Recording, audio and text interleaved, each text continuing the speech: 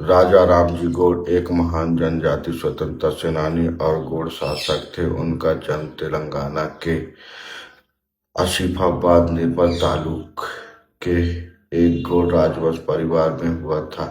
उनके जन्म का सटीक वर्ष स्पष्ट नहीं है, लेकिन 1850 के दशक एक बेहद शक्तिशाली गौड़ राजा बन चुके थे। रामजी गौड़ का शासक वर्तमान तेलंगाना के आदिलाबाद, निर्मल, उटनूर, चेन्नूर और आसिफाबाद जिले के जंगलों और मैदान क्षेत्रों पर फैला हुआ था। उस समय यह पूरा क्षेत्र हैदराबाद के नियाज की रियासत का हिस्सा हुआ करता था। ब्रिटिश ईस्ट इंडिया कंपनी 1853 में निजाम के साथ एक संधि कर के लिए क्षेत्र के जंगल पर नियंत्रण कर लिया था।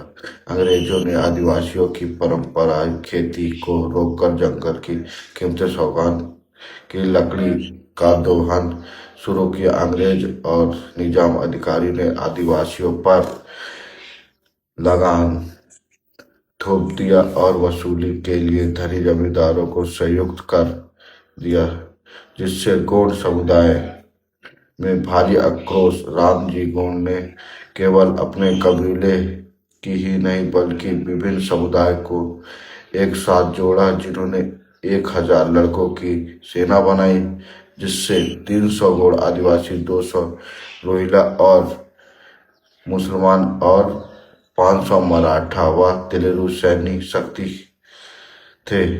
इस स्वतंत्रता सेना संग्राम के दौरान उन्हें राष्ट्रीय स्तर के क्रांतिकारी नेता तात्या टोपे का भी गुप्त समर्थन और सहयोग मिला।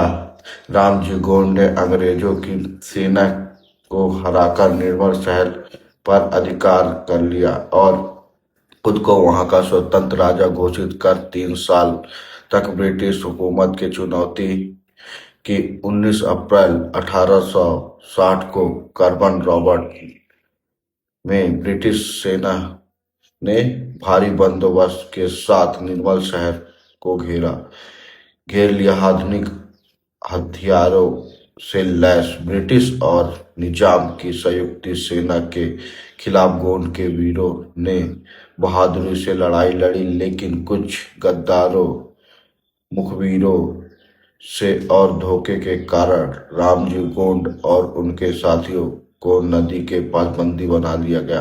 अंग्रेजों ने आतंक फैलाने के लिए 9 अप्रैल 1860 को राजा रामजी और उनके लगभग 1000 क्रांतिकारी साथियों को निर्मल शहर के बाहर बरगद के पेड़ पर सरेआम फांसी लगा दी। जय शिवा, जय जोहार, जय मध्य प्रदेश, जय आदिवासी।